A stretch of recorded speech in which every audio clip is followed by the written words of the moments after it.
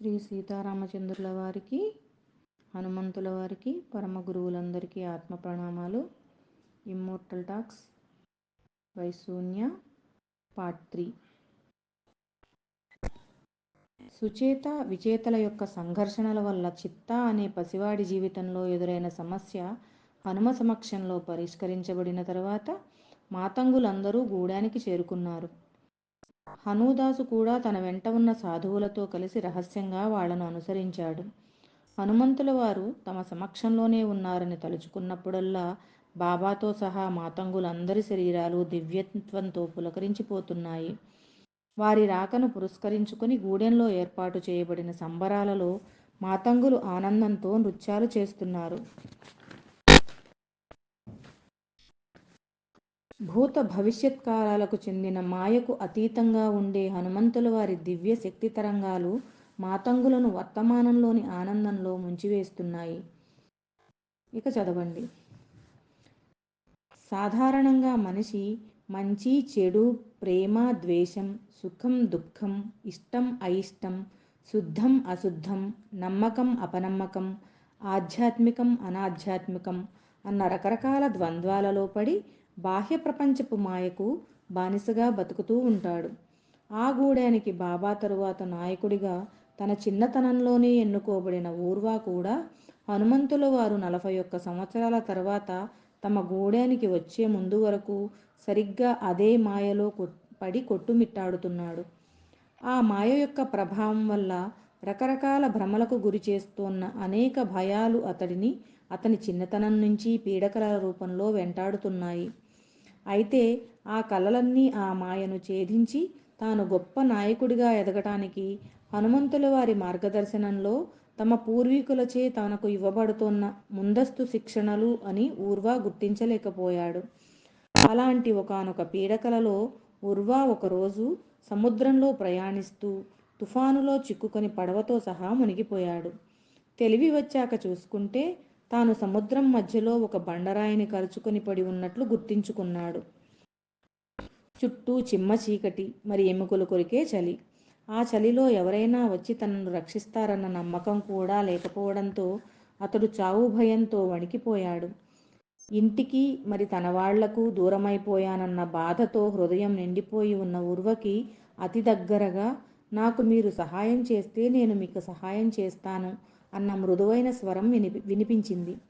ఆశ్చర్యంగా ఆ చీకటిలోకి పరిశీలనగా చూసిన అతడి కళ్ళకి తాను పడుకుని ఉన్న ఆ రాయి అంచులను పట్టుకుని నీళ్లలో వేలాడుతూ ఉన్న అద్భుతమైన సౌందర్య రాశి కనిపించింది. అప్పటికే చావు భయంతో విలవిలలాడిపోతున్న ఊర్వా ఆమె మాటలు నమ్మలేకపోయాడు. అయినా సరే ధైర్యం తెచ్చుకుని, ఎవరు నువ్వు అని అడిగాడు అనుమానంగా. నేను కూడా మీలాగే ఈ మహాసముద్రంలో చిక్కుకొని పోయిన అభాగ్యురాలిని, దయచేసి నన్ను రక్షించండి అంటూ వెక్కి వెక్కి ఏడవడం మొదలుపెట్టింది ఆ సుందరి. ఆమె పరిస్థితికి జాలిపడిన ఊర్వా, సరే పైకి రా అంటూ బండరాయి చివరి వరకు వంగి ఆమెను నీళ్లలో నుంచి పైకి లాగడానికి తన చేతిని అందించాడు. మృదువైన ఆమె చేతిని అతడు ఎంత గట్టిగా పైకి లాగినా సరే ఆమె పైకి రాలేకపోతుంది సరికదా. అతడే బండరాయి అంచుల నుంచి సముద్రంలోకి జారిపోతున్నాడు. ఆమెను ఎలాగైనా సరే రక్షించాలన్న జాలితో నిండి ఉన్న ఊర్వను ఒక బలమైన సముద్ర కెరటం వచ్చి ఢీకొట్టడంతో ఇద్దరూ జారి సముద్రంలో పడి మునిగిపోయారు. ఊపిరి అందక నీళ్లలో గిలగిలా కొట్టుకుంటూ ఇక చనిపోతున్నాను అని అతడు అనుకున్నంతలోనే బలమైన శక్తి ఏదో తనను ఈడ్చుకుని వెళ్తున్నట్లు, మరి తన శ్వాస మామూలుగానే ఆడుతున్నట్లు అతడికి అనిపించింది.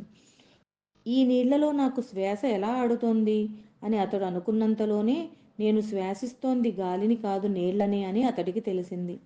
ఆశ్చర్యపోతూ తల తిప్పి చూడగా ఇంతవరకు తనను దీనంగా సహాయం అడిగిన సుందరే తన భుజాన్ని బలంగా అదిమిపెట్టి తనను ఇంకా ఇంకా సముద్రం లోపలికి లాక్కొని వెళ్తున్నట్లు తెలిసింది. అమాయకంగా ఉన్న ఆమె చూపులకు మోసపోయి సముద్రంలో పడిపోయిన అతడు ఆమెను పరిశీలనగా చూడగా ఆమెను సగం మనిషి సగం చేప రూపంలో ఉన్న మత్స్యకన్య అంటే మెర్మెయిడ్గా గుర్తించాడు. ఆ దిగ్భ్రాంతిలో మునిగి ఉండగానే ఊర్వా తన శరీరంలో నడుము నుంచి కాళ్ల వరకు ఉన్న భాగంలో కూడా మార్పు వచ్చిందని గుర్తించి, నాకు ఏం జరిగింది అని అరిచాడు కంగారుగా. నువ్వు ఇప్పుడు మత్స్య పురుషుడివి, అంటే మెర్మాన్. మనం ఇప్పుడు మా మత్స్యలోకానికి వెళ్తున్నాం అంటూ అతన్ని బలంగా ఇంకా ముందుకు లాక్కుని వెళ్ళింది. కాసేపట్లో సముద్రం లోతుల్లో ఉన్న మత్స్యకన్యల లోకానికి చేరి మత్స్యరాణి ముందు ఉర్వను ప్రవేశపెట్టిన ఆ మత్స్యకన్య ఆ లోకంలో మత్స్యపురుషుల సంతతిని పెంచినందుకు గాను రాణిగారి నుంచి ప్రశంసలు అందుకుంది. అలా తన అనుమతి లేకుండా తనను మత్స్యపురుషుడిగా మార్చినందుకు, మరి ఆ లోకంలో పడవేసినందుకు ఉక్రోషంతో రగిలిపోతున్న ఉర్వను సముదాయిస్తూ మత్స్యకన్య, కనీసం నువ్వు బ్రతికి ఉన్నందుకు సంతోషించు. నేను కూడా నీలాగే ఒక బంధించబడిన ఆత్మను. సముద్రంలో నీ సహాయం కోరినప్పుడు నువ్వు నన్ను గట్టిగా లాగి బండరాయిపైకి చేర్చి ఉంటే నేను కూడా బంధ విముక్తురాలినై మనిషిగా మారి ఉండేదాన్ని. ఇద్దరం కలిసి ఈ సముద్రాన్ని దాటి మన ఇళ్లకు వెళ్ళిపోయేవాళ్ళం. కానీ నువ్వు నా మీద జాలితో నిండిపోయి నీ శక్తిని మరిచిపోయావు. శక్తిహీనుడులా ఆ అవకాశాన్ని పాడు చేసి నన్ను పైకి లాగటానికి బదులు నువ్వే జారి కింద పడిపోయావు. ఇప్పుడు నువ్వు కూడా నాలాగే బంధించబడిన ఆత్మవు అయ్యావు అని చెప్పింది విచారంగా. ఇది చాలా అన్యాయం, మోసం అని అరుస్తోన్న ఉర్వతో ఒక పురుషుడు ఒక మత్స్యకన్యను ధైర్యంగా సముద్రంలోంచి పైకి లాగినప్పుడు ఆమె పూర్తి స్త్రీగా మారుతుంది. కానీ ఒక పురుషుడు ఇతరుల దీనావస్థ పట్ల జాలిపడుతూ శక్తిహీనుడిగా మారితే సముద్రంలో పడిపోయి అతడు కూడా మత్స్యపురుషుడుగా మారిపోతాడు. ఇది ఇక్కడ నియమం. ఇక్కడ జననాలు ఉండవు. కేవలం బాహ్య ప్రపంచపు భావోద్వేగాలతో నిండిన పురుషులు మరి స్త్రీలు ఇక్కడికి మత్స్యకన్యలుగా మరి మత్స్య పురుషులుగా మార్చి తీసుకొని రాబడతారు. నువ్వు ఈ లోకంలోకి ఇప్పుడే వచ్చిన శైశవ ఆత్మవు కనుక ఇంకా ఇక్కడ కొంతకాలం ఉండి పరిణితి చెందిన మత్స్యపురుషుడిగా ఎదిగిన తరువాత నీకు ఇక్కడి నుంచి బయటపడటానికి ఒక అవకాశం ఇవ్వబడుతుంది. ఆ అవకాశం లభించినప్పుడు నువ్వు సముద్రం ఉపరితలానికి వెళ్ళి ఉద్వేగాలలో కూరుకుపోయిన ఒక మనిషిని నీలాగే మార్చి ఈ లోకం సంతతిని పెంచుతావా, లేక నువ్వే ఆ ఉద్వేగాల నుంచి బయటపడి మనిషిగా మారి స్వేచ్ఛగా నీ లోకానికి వెళ్ళిపోతావా అన్నది నీ చేతిలోనే ఉంటుంది. అలా కాదు, ఇక్కడే ఈ లోకంలోనే అందరిలాగే ఉండిపోతానంటే ముసలివాడివయ్యాక ఇక్కడ ప్రతి 15 రోజులకు ఒకసారి జరిగే పండుగలో నువ్వు నీలి తిమింగలాలకు ఆహారంగా అందించబడతావు.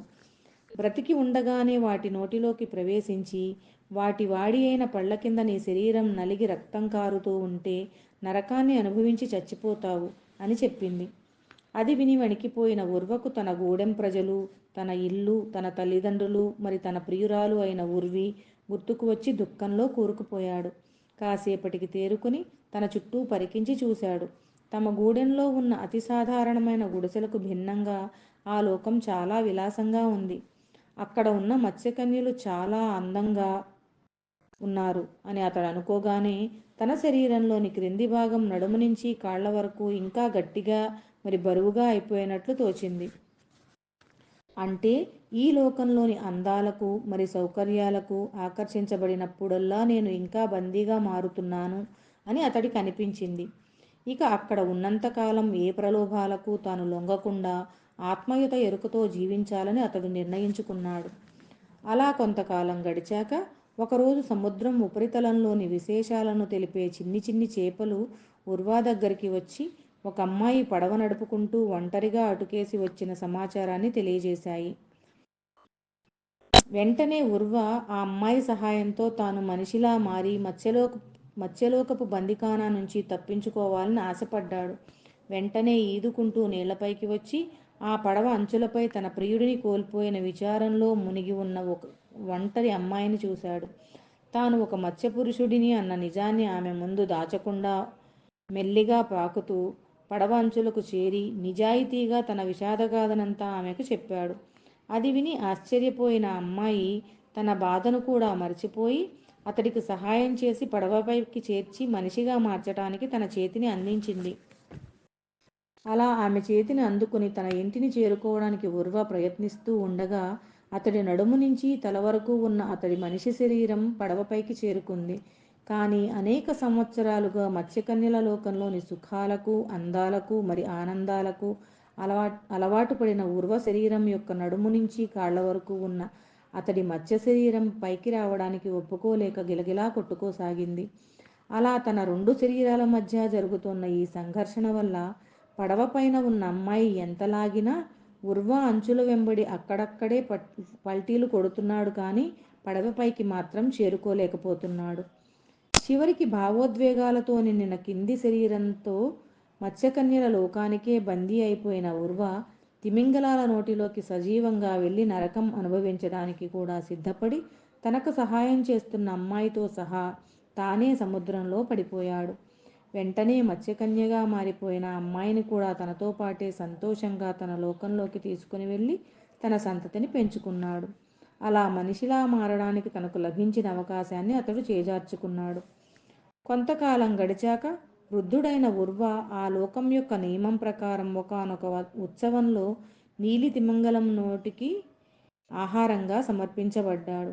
పెద్ద చీకటి గుహలాంటి ఆ తిమింగలం నోటిలో రంపాల్లాంటి పెద్ద పెద్ద పళ్ల మధ్య తన శరీరం సజీవంగా నలిగి నుజ్జు అయిపోతూ రక్తం ఓడుతుంటే భరించలేక కేకలు పెడుతూ గిలగిలా కొట్టుకుంటూ ఒక్క ఉదుటున కళ్ళు తెరిచాడు. చూస్తే తాను తన గుడిసెలోనే మంచం పైన పడుకుని ఉన్నాడు. భయంతో మంచంపై నుంచి దిగ్గున లేచి అయితే ఇదంతా పీడకల అన్నమాట అనుకుంటూ చెమటలు నిండిన శరీరంతో గజగజా వణికిపోయాడు. వెంటనే బాబాను లేపి తన కలను గురించి చెప్పాడు. అంతా విన్న బాబా అయితే నిన్ను మత్స్యపురుషుడిగా మార్చిన ఆ మత్స్యకన్య పట్ల ద్వేషంతో ఆమెను శపిస్తున్నావా అని అడిగాడు. లేదు బాబా, అది తమ సంతతిని వృద్ధి చేసుకోవడానికి ఆ లోకం వాళ్ళు అనుసరించే పద్ధతి. అది కూడా ఇతరులు ఇష్టపడితేనే వాళ్ళు ఆ పని చేస్తారు. బండరాయిపై ఉన్న నేను మత్స్యకన్య చేతి నుంచి నా చేతిని విడిపించుకోగలిగిన శక్తిని కలిగి ఉండి కూడా ఆమె పట్ల జాలి అనే ఉద్వేగంతో నిండి నా కర్తవ్యాన్ని మరిచిపోయాను కనుక అది ఆ అమ్మాయి తప్పు కాదు అన్నాడు నిజాయితీగా. ఉర్వ నిజాయితీని ముచ్చటగా చూసిన బాబాకు అతడిలో మాతంగుల గూడెనికి కాబోయే నాయకుడు స్పష్టంగా కనిపించాడు. ఇతరుల పట్ల జాలి చూపిస్తూ కర్తవ్యాన్ని మరవడం వల్ల జరిగే అనర్థాల పట్ల ఒక నాయకుడు ఎంతటి ఎరుకతో ఉండాలో తెలియజెప్పడానికి హనుమ తాను వస్తూనే ఇలా ఉర్వకు శిక్షణ ఇవ్వడం మొదలుపెట్టాడన్నమాట అని తలుచుకోగానే బాబా శరీరం ఆనందంతో పులకరించిపోయింది. మర్నాడు ప్రొద్దునే గూడెంలో యజ్ఞయాగాది కార్యక్రమాలు ముగించుకున్న బాబా ఉర్వ, ధనుష్క మరి వసంతలతో కలిసి అడవిలో పుట్టతేనెను సేకరించడానికి బయలుదేరాడు. దారిలో గతరాత్రి ఉర్వకు వచ్చిన మత్స్యకన్యకలను ప్రస్తావిస్తూ మత్స్యకన్యలు అంటే మనలో చెలరేగే భావోద్వేగాలకు అంటే ఎమోషన్స్కి ప్రతిరూపాలు. ఇందులో ముఖ్యంగా 9 రకాల భావోద్వేగాలు చాలా ముఖ్యమైనవి. అవి ఆనందం, విచారం, కోపం, భయం, జాలిపడడం, అసహ్యించుకోవడం, ఆశించడం, ఆశ్చర్యపోవడం, నమ్మడం. తరచూ ఈ ఉద్వేగాలను ప్రదర్శించే వాళ్లతో కలిసినప్పుడు మనం వాళ్ల ప్రలోభంలో పడి వాళ్లకు మనకు మధ్య కర్మబంధాలను ఏర్పరచుకుంటాం. ఇలా మనల్ని ఆనందంగా ఉంచే వాళ్లతో, మనల్ని భయపెట్టే వాళ్లతో, మనతో తమ విచారాన్ని పంచుకునే వాళ్లతో, మన పట్ల కోపాన్ని చూపించే వాళ్లతో, మనల్ని అసహించుకునే వాళ్లతో, మన నుంచి ఆశించే వాళ్లతో, మనల్ని నమ్మే వాళ్లతో లేదా మనల్ని చూసి ఆశ్చర్యపోయే వాళ్లతో మనకు తెలియకుండానే మనం అనేక కర్మబంధాలను జత చేసుకుంటాము. వాళ్ళంతా కూడా ఉర్వకు పీడకలలో కనిపించి తమ లోకానికి లాక్కొని వెళ్ళి తమలా మార్చివేసే మత్స్యకన్యల లాంటి వాళ్లే. ఆ ఉద్వేగాల ద్వారా వాళ్ళు మనల్ని ప్రభావితం చేసి తమ చెడు కర్మనంతా మనకు బదిలీ చేస్తూ తమ ఉద్వేగాల లోకంలో మనల్ని బందీలుగా చేస్తారు. వాళ్ళు కుటుంబ సభ్యులు కావచ్చు లేదా ఇతరులు ఎవరైనా కావచ్చు అని చెప్పాడు. అయితే బాబా మనం ఆ ఉద్వేగాలను ప్రదర్శించకూడదా అంటున్న ధనుష్కతో, అవసరం అయినప్పుడు మనం వాటిని ప్రదర్శిస్తున్నట్లు నటించాలే కానీ వాటిలో కూరుకుని పోకూడదు.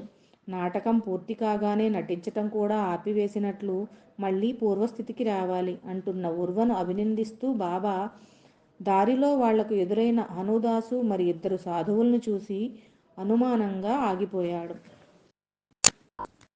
అడవి మనుషుల్లా కనబడుతున్న ఆ అపరిచితులు మాతంగులకు ఏమైనా కీడు తలపెడతారేమో అన్న కోపంతో వాళ్లపై గట్టిగా అరిచాడు.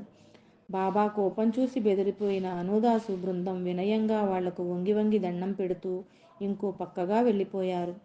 బాబాను సముదాయిస్తూ ముందుకు వెళ్ళిన ఉర్వ బృందానికి దారి పక్కగా గాయాలతో మూలుగుతూ పడి ఉన్న కుక్క కనిపించింది. దాని గాయం మీద ఈగలు ముసురుతూ ఉండగా పురుగులు అప్పటికే ఆ కుక్క తలను చేరి తినడం మొదలుపెట్టాయి.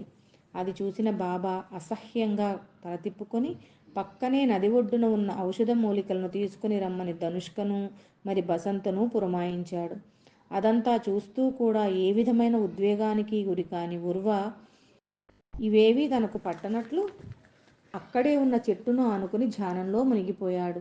బాబా మాత్రం జుగుప్సతో ఆ కుక్క గాయాన్ని పదే పదే పరిశీలిస్తూ ధనుష్క మరి బసంతల కోసం అసహనంగా ఎదురుచూడసాగాడు. వాళ్ళు తెచ్చే విషంతో నిన్న ఔషధ మూలికల రసాన్ని పిండి పురుగుల్ని ఎలా చంపాలో ఊహిస్తూ బాబా ఇంకా తిరిగిరాని ధనుష్క మరి బసంతలను ఉద్దేశించి ఎక్కడ చచ్చారు వీళ్ళు అనుకున్నాడు కోపంగా. బాబా ఇక్కడ కోపంగా అలా అనుకోగానే అప్పటి వరకు మూలికల కోసం పొదల్లో వెతుకుతున్న ధనిష్క మరి బసంతలను పాము కాటేయడంతో నురుగులు కక్కుకుంటూ వాళ్ళు అక్కడే పడిపోయారు. ఎంతసేపటికి వాళ్ళు రాకపోవడంతో వాళ్లకు ఏదైనా ఆపద వాటిల్లిందేమో అన్న భయంతో బాబా ఆత్రంగా పొదల దగ్గరికి వెళ్ళాడు. అప్పటికే అక్కడ పాముకాటుతో శరీరమంతా విషం ఎక్కి అపస్మారకంలో పడి ఉన్న వాళ్ళిద్దరినీ చూసి ఏడుస్తూ కూలబడిపోయాడు. ఇంతలో అక్కడే ఉన్న పెద్ద చెట్టు మీద ఒక కోతి తన ఒక చేతిలో బాబాకు కావలసిన ఔషధ మూలికలను మరి ఇంకొక చేతిలో అరటిపండును పట్టుకొని కిచకిచలాడింది. అది చూసి ఆ కోతి తనను హేళన చేస్తోందని భావించిన బాబా తాను ఒక పెద్ద గూడానికి నాయకుడిని అని, తమ పూర్వీకులతో మరి హనుమంతుల వారితో కూడా మాట్లాడగలిగే దివ్యశక్తులు తాను కలిగి ఉన్నానని మరిచిపోయి ఒక కర్రతో కోతిని కొట్టుకుంటూ పిచ్చివాడిలా దాని వెంటపడి తరమసాగాడు.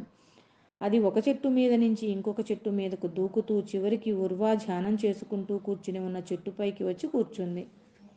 ఉన్మాదిలా కోతి వెంటపడి తరమడంలోనే మునిగిపోయిన బాబా చెట్టు కింద గాఢ ధ్యానంలో మునిగి ఉన్న ఉర్వపై కోపంగా అరుస్తున్నాడే కానీ అక్కడే ఉర్వ ముందు కూర్చుని ఉన్న హనుమంతుల వారిని మాత్రం గమనించలేకపోయాడు. భావోద్వేగాల ఊబిలో కూరుకుపోయినప్పుడు కళ్ల ముందున్న దేవుడు కూడా కనిపించని స్థితి అది. అలా ఉన్మాదిలా కాసేపు కోతిని అదిలించి అదిలించి అలసిపోయిన బాబా కింద పడిపోయాడు. ఆ గోలకి కళ్ళు తెరిచిన ఉర్వకు బాబాను చూపిస్తూ హనుమంతుల వారు మత్స్యకన్యలు అనబడే భావోద్వేగాలను గురించి మరింతగా వివరించారు. గత 41 సంవత్సరాలుగా మత్స్యకన్యలు అనబడే భావోద్వేగాల పట్ల ఎంతో ఎరుకతో జీవించిన బాబా తన మాతంగుల తెగను అనేక ప్రమాదాల నుంచి రక్షించి అలసిపోయాడు. నిన్న తమ పూర్వీకుల కొండ శిఖరం మీద నన్ను చూసి నేను బాగా అలసిపోయాను అని తన మీద తానే జాలిపడ్డాడు. ఇక తన స్థానంలో మాతంగులకు కొత్త నాయకుడు వస్తాడు కనుక తాను విశ్రాంతి తీసుకోవచ్చని ఆశపడ్డాడు. అలసిపోవడం, ఆశపడడం అన్న భావోద్వేగాలు అన్నీ కూడా భయంకరమైన మత్స్యకన్యలు. అలా అలసిపోయాను అనుకుని తన మీద తానే జాలిపడడం, మరి ఇంకేదో కావాలని ఆశపడడం అన్న భావోద్వేగాల మత్స్యకన్యలకు చిక్కిన బాబా సహజంగానే దారిలో కనబడిన అపరిచితులను చూసి వాళ్ళు మాతంగులకు ఏమైనా చెడు చేస్తారేమో అని భయపడి కోపం తెచ్చుకున్నాడు. అలా మళ్ళీ కోపం మరి భయం అనబడే మత్స్యకన్యల చేతిలో చిక్కాడు. ఇంతలో అతడు దారి పక్కన గాయాలతో పడి ఉన్న కుక్కపై వాలిన ఈగలను మరి క్రిములను చూసి అసహ్యం చెంది ఆ కుక్క యొక్క చెడు కర్మను గ్రహిస్తూ ఉండిపోయాడు. అది అని హనుమంతుల వారు వివరించారు. మరి నేనెందుకు బాబాలా మత్స్యకన్యల చేతికి చిక్కలేదు దేవా అంటున్న ఊర్వతో హనుమ, నా శిక్షణలో నువ్వు నీ చిన్నప్పటి నుంచి ఎన్నో పీడకలను ఎదుర్కొని మత్స్యకన్యలు అనే భావోద్వేగాలను గురించిన సంపూర్ణ జ్ఞానం సంపాదించి ఉన్నావు. అందుకే బాబాలా స్పందించకుండా నిశ్చలంగా ధ్యానంలోకి వెళ్ళిపోయి నన్ను కలుసుకున్నావు. కానీ బాబా మాత్రం ఎంతకూ తిరిగిరాని ధనుష్క మరి బసంతలు ఎక్కడ చచ్చారో అనుకోవడంతో అతడి అసహనం అనే భావోద్వేగం శక్తివంతంగా మారి వాళ్ల నరనరాన్ని విషంతో నింపివేసింది. దాంతో వాళ్ళిద్దరూ నురగలు కక్కుతూ అక్కడే పడిపోయారు. పాము కాటు వేయడం అన్నది బాబా అసహనం యొక్క వాస్తవీకరణ మాత్రమే. అంతలోనే వాళ్లకు ఏమైందో అన్న భయం మరి ఆరాటంతో వాళ్ళను వెతుక్కుంటూ వెళ్ళిన బాబా పొదల దగ్గర పాముకాటుతో నురగలు కక్కుకుంటూ పడి ఉన్న వాళ్ళిద్దరినీ చూసి ఏడుస్తూ దుఃఖం అనబడే ఇంకొక మత్స్యకన్య చేతికి చిక్కాడు. ఇలా అడుగడుగునా తనకు ఎదురవుతున్న భావోద్వేగాలు అనే మత్స్యకన్యల చేతిలో చిక్కుతూ వెళ్ళిన బాబా అసలు మాతంగులు పాముకాటుతో చనిపోరు అన్న వరాన్ని కూడా మర్చిపోయాడు. ఆ పరిస్థితిలో అతడు ఔషధ మూలికలతో కోతి రూపంలో తన దగ్గరకు వచ్చిన నన్ను కూడా గుర్తించలేక ఉన్మాదిలా నా వెంట పడ్డాడు అంటూ కిందపడి ఉన్న బాబాను ప్రేమగా తట్టిలేపాడు. అప్పుడే నిద్ర నుంచి మేల్కొన్నట్లు లేచి దేవా అంటూ తన పాదాలపై పడిన బాబాను లేవనెత్తి క్రితం రోజు నుంచి అతడు ఎదుర్కొన్న ఒక్కొక్క మత్స్యకన్య నుంచి అతడిని విడుదల చేశాడు. అలా అన్ని రకాల భావోద్వేగాల నుంచి విడుదల చెందిన బాబా ధ్యానంలో కూర్చొని తన జ్ఞాపకాల నిధి నుంచి అంతవరకు జరిగిన అనర్థాలను చెరిపివేసుకున్నాడు. దాంతో పాము విషం నుంచి విడుదల చెందిన ధనుష్క మరి బసంతలు అంతవరకు ఏమీ జరగనట్లు తాము తెచ్చిన పాత్రల నిండా జుంటి తేనెను నింపుకొని ఉత్సాహంగా అక్కడికి వచ్చి హనుమకు నమస్కరించారు. అలా భావోద్వేగాల పట్ల ఎంతటి ఎరుకతో జీవించాలో బాబా ద్వారా ప్రత్యక్షంగా తెలియజేసిన హనుమంతుల వారు అదృశ్య రూపులై మాతంగుల యొక్క పూర్వీకుల శిఖరానికి చేరుకోగా బాబాతో కలిసి ఉర్వ, ధనుష్క మరి బసంతులు గూడానికి తిరిగి వెళ్ళారు. వచ్చే నెలలో హనుమంతుల వారి ఇంకొక పాఠంతో మళ్ళీ కలుసుకుందాం. Thank you.